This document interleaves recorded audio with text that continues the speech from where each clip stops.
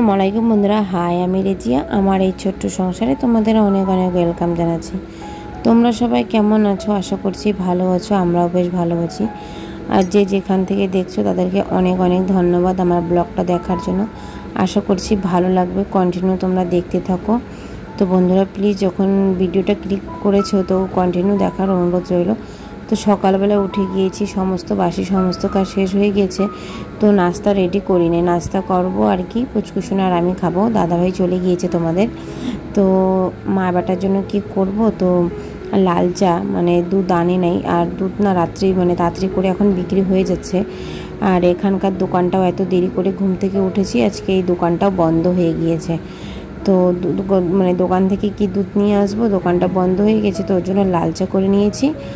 আর হচ্ছে এদিকে গলা রুটি করছি। তো দুটো গলা রুটি করবো, বেশি করব না।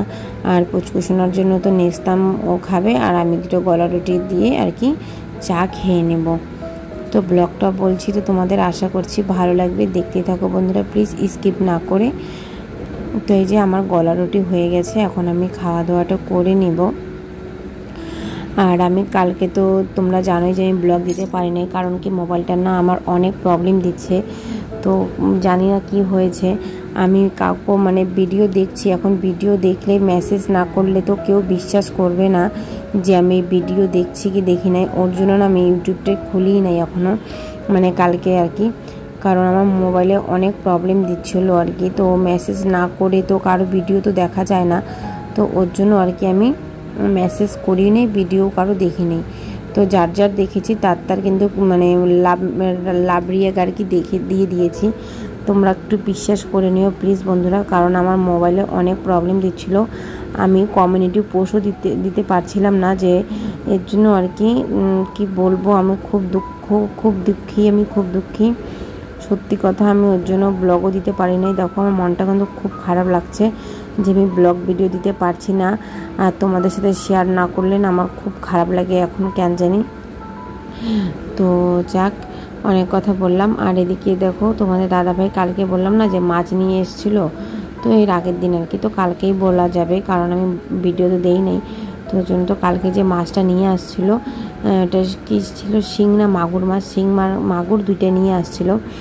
তো ওই যে এখন আমি বেছে নিচ্ছি, অনেকগুলো না মারা গিয়েছে, তো আমি বাঁচতেও জানি না। ওই যে রাজুদা বললাম না যে চা খেয়ে গেল একদিন, তো ওই দাদাও আসছিল, তো ওই দাদা আর কি আমাকে দেখিয়ে দিল যে এভাবে করে মাছটা বাঁচতে লাগে। তো মাছটা বাঁচতে এই যে একজন চলে আসলো, এই মানে কি বলবো আর কি, এই কাকিটা আর কি একটা বাড়িতে থাকে, কাজ করে আর কি। তো ওখান থেকে আসার পথে আর কি আমাদের বাড়িতে ঢুকলো, তো অল্প গল্প টল্প করলাম। আর গল্প করার পরে আর কি মাছগুলো ভালো করে ধুয়ে নিলাম। তো আমাকে আবার বললো যে লবণ দিয়ে ধুলে নাকি পিছলাটা চলে যায়। তো আমি তো বেশিরভাগ মানে মাছ লবণ দিয়েই ধুয়ে থাকি, তোমরা জানোই। আর মাছ ধোয়ার পরে আর কি লবণ দিলে না মানে কি একটা তেল সেটা যে ভাব থাকে সেটা চলে যায়। তো বললো, তো আমি আবার বললাম হ্যাঁ আমি দিয়ে ধুই। তো ভালো করে ধুয়ে নিয়ে আর কি মাছটা ভেজে নিলাম। আর অনেকক্ষণ ধরে গল্প করছে, এখনও কিন্তু গল্প করছে, ওনার সাথে আমি গল্প করছি আর রান্না করছি এদিকে। তো মাছটা তো হয়ে গেল ভাজা, আর পুচকুসোনা কিন্তু ঘুমিয়ে আছে। তো ওর জন্য ভাবলাম কি রান্নাটা করে নিই। তো ভাবছি তো মানে উনুনে রান্না করব। তো ভাবলাম আবার রৌদ্র গরম এত, আরও ওর জন্য ভাবলাম কি না থাক, ঠান্ডাটা আসলে তো এখন উনুনে রান্না করব। আর এদিকে দেখো ওখানে আমি মশলাটা কষিয়ে নিচ্ছি। আর মাছটা যে রান্না করব, লঙ্কাগুলো কিন্তু আমি মানে কেটে দিব না, কারণ কি বলতো পুচকুসোনা খাবে, আর পুচকুসোনার জন্য এই মাছটা আনা হয়েছে। তো এতগুলো মাছ মরে যাচ্ছে, তো কি করা যায়। তো ওর জন্য আর কি ভাবলাম যে মাছটা যখন মরে যাচ্ছে তো সবারই জন্য আর কি রান্নাটা করেই নিই। তো সবার জন্য আর কি রান্নাটা করে নিলাম। তো এই মাছটা দিয়ে হয়ে যাবে, আর পাঁপড় ভেজে নেব শুধু, রাত্রে পাঁপড় ভাজবো। তো দেখো মাছের ঝোলটা একদম পাতলা করে নেব। আর পুচকুসোনার জন্য এদিকে বের করে নিলাম, কারণ কি পুচকুসোনা ঘুম থেকে উঠে গিয়েছে, আর ওর খাওয়ারও টাইম হয়ে গিয়েছে। ওকে খাইয়ে দিয়ে অনেক কাজকর্ম করে নিলাম। তারপরে নিয়ে আসলো তোমাদের দাদাভাই ফুচকা। তো এই যে দেখো এখন আমরা ফুচকা খাবো। আর দেখো হাজবেন্ডও খাইয়ে দিচ্ছে আমাকে, আর আমার ছেলেও আমাকে খাইয়ে দিচ্ছে, কত ভালোবাসা দেখো। আর মুখটাকে কি বলবো, মুখটার অবস্থা তো খারাপ হয়ে গেছে, তোমরা দেখতেই পারছো, এত গোটা উঠে গিয়েছে না, এত খারাপ লাগছে আমাকে নিজেই কি বলবো। আর তো দেখো জানটা কি সুন্দর করে আমাকে খাইয়ে দিল। আর এদিকে দেখো এখন আমি গ্যাস টেবিলটা মুছে নিচ্ছি। তো থাক, কি করা যায়, রূপ দিয়ে কোনোদিন সংসার করা হয় না, গুণ থাকলেই আর কি যথেষ্ট। তোমরা তো সবাই জানো রূপে কোনোদিন সংসার হয় না, গুণেই সংসার হয়। তো দেখ আমাকে উপরওয়ালা রূপ দেয় নাই, তো গুণ দিয়েছে। তো এই যে আমি এখন আর যে গ্যাস টেবিলটা মুছে নিচ্ছি আর কি। আর ওদিকে ফুচকা খেয়ে নিলাম। আর মানে হাজবেন্ড তো সকালবেলা মানে 4টার সময় বেরিয়েছে আজকে, জানো তো। আমার ওই যে ভাসুরের ছেলেটা হচ্ছে ও মানে শিলিগুড়ি গেল। তো মানে ও তোমার হচ্ছে ক্রিকেট খেলে, তো ক্রিকেট খেলোয়াড়ে আর কি ওখানে মানে টপের মধ্যে ফার্স্ট আসছে। তো একটা খুশির খবর আর কি।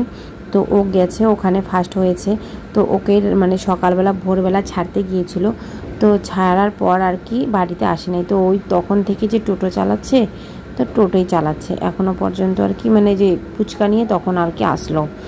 তো আসার পর আমাকে বলছে খিদা পেয়েছে। তো আমি বললাম ঠিক আছে তাহলে ফুচকাটা খাও, তারপরে একটু পরে আর কি খাওয়া দাওয়াটা করে নেব। তো সেই ভোরবেলা উঠেছে। আর এদিকে তো আমি আমার মতো করে কাজ করছি। আর এদিকে কিন্তু আমি পুচকুসোনাকে স্নান দান করিয়ে ঘুম পাঠিয়ে দিয়েছি, কারণ এত অত্যাচার করছে কি বলবো আর বলো। মানে এখানে আমি মানে বাসন ধোয়ার মানে বাসনটা তো আগেই বের করে রাখছি। তো ও খুব অত্যাচার করছিল। তো ওকে আমি স্নান করিয়ে ঘুম পাঠিয়ে দিয়ে এদিকে আমি বাসন মাজছি। আর বাসন মাজতে মাজতে আরও একটা বৌদি চলে আসলো। তো ওই যে বৌদির সাথে আর কি গল্প করছি আর বাসন মাজতেছি। তোমরা কিন্তু জানো আমাদের বাড়িটা একদম রাস্তার সাথেই, মানে রাস্তার পাশেই। তো লোকজন যাওয়া আসা করে, তো দেখে আর কি, তো গল্প করে দাঁড়ায় অনেক, মানে গল্প টল্প করার পরে তারপরে আর কি যায়। আর দেখো বাড়ির সামনে কিন্তু রাস্তা, আর গল্প করলেও কিন্তু কতটা টাইম লস হয়ে যায় তোমরা সেটা সবাই জানো। তো একটু যদি গল্প করতে বসি আমরা তো মহিলারা বাপরে বাপ থেকে কলকাতা চলে যায় গল্প করতে করতে। আর আমি তো আরও একটা গল্প মানে মাস্টার এরকম মনে হয়। তো মানে নিজে নিজে আর কি বলি, এত কথা বলি না কি বলবো। তো অনেক গল্প টল্প করলাম আর আমি বাসন মাজছি আর কি। আর এই যে ও বলছে আর কি এখানে জলের খুব প্রবলেম। আমি বললাম হ্যাঁ এখানে একটু জলেরই কষ্ট গো আমাদের। তো ওরাও এরকমই জায়গার মধ্যেই আছে আমাদের মতনই, তো মানে পাশের বাড়ি আর কি বলি। তো মানে ওর আর কি প্রবলেম হয়, তো ওটাই বললো আর কি। তো আমি বললাম হ্যাঁ এখন এখানেই মেজে নিচ্ছি, কারণ কি এটা মুছবো ধোবো এই সামনেটা, ওর জন্য এখনই এখানে মেজে নিচ্ছি। ওই যে ভিতরে আর ঢুকে নেই, তো ওর জন্য আর কি এইখানটায় নোংরা করে একবারে ধুয়ে টুয়ে পরিষ্কার করে মুছে তারপরে যাব স্নান করতে। তো অনেকক্ষণ ধরে আর কি বাসন টাসন আর কি মাজলাম, তোমাদের সাথে অনেক গল্প করলাম। কিন্তু আমি এদিকে বাসন মাজছি আর এদিকে তো পুচকুসোনা ঘুমিয়ে পড়েছে, ওদিকে তোমাদের দাদা ভাইও না ঘুমিয়ে পড়েছে। বললাম না সেই ভোরবেলা উঠেছে, আর কত জাগনা থাকে বলো। তো ঘুমিয়ে পড়েছে খাওয়া দাওয়া না করে। আর আমিও স্নান ধান করে আমি এই যে এখন এই যে তেজপাতাগুলো ঢুকিয়ে রাখলাম। আর এই তেজপাতাগুলো মানে কতবার যে আজকে ধুয়েছি জানো না তোমরা বন্ধুরা। এই যে ছাগলটা আছে না আমাদের বাড়ির, আমার শ্বশুরের, খালে বারবার এসে মুখ দিচ্ছে। তো উঠিয়ে রাখলাম আর কি, ভালো করে শুকায় নেই। আমিও কিন্তু চলে যাচ্ছি, স্নান করে চলে আসলাম আর কি। বাইরের দৃশ্যটা দেখো কতটা সুন্দর লাগছে, তার মধ্যে ওই যে একটা ফুল গাছের মধ্যে ফুল ফুটেছে কত সুন্দর লাগছে। তো এই যে এখন আমি এগুলা এদিকে কাপড় চোপড় আর কি মেলে দিব, মেলে দিয়ে আর কি আমিও চলে যাব একদম ঘুমাতে।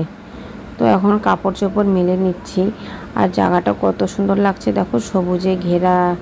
আর অনেকজন এসে বলে, মানে অনেক দিন পর আসে আমাদের বাড়িতে যারা যারা, তারা আর কি বলছে তোমরা বেড়া দিয়ে দিয়েছো কিসের জন্য। আমি বলছি এই যে কি বলবো আর, এক তো মানুষের অত্যাচার, ছাগলের অত্যাচার, কি বলা যায়। এই যে যদি বেড়া না দিতাম না বন্ধুরা, আমার একটা গাছও হয়তো ফুলও থাকতো না, আর একটা গাছও থাকতো না, আর এই বালুও থাকতো না। কারণ কি বলতো এখানে বললাম না রাস্তার ধারে, যে যেমন করে যায় যেমন করে পায় তেমন করে নিয়ে চলে যায়। এই যে টোটোটা দেখছো না, তো টোটোটা তো তোমার হচ্ছে বা সাইডে আছে, না না পশ্চিম পাশে আছে, হ্যাঁ পশ্চিম পাশে আছে। তো পশ্চিম পাশে কিন্তু অনেক অনেক ওদিকে রাস্তাও আছে আর অনেক বাড়িও আছে। তো ওদিক থেকেও লোক আসা যাওয়া করে, এদিক থেকেও লোক আসা যাওয়া করে, যে যার মতন পায় তার মতন করে হাতে মনে করো একটা ভেঙে নিয়ে চলে গেল। আর আমি যে রুমের ভিতরে থাকি না, একটা আওয়াজও পাই না, এমন হয়ে গেছে আর কি।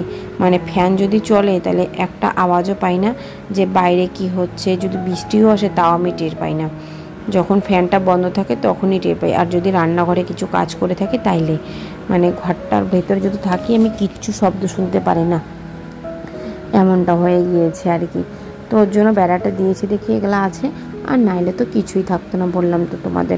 আপুর কমেন্ট আমার খুব ভালো লেগেছে। তো আপুরা বলছে আর কি, জাহানারা আপু আর কি বলল যে তোমার বাড়ির বাইরেটা দেখিও।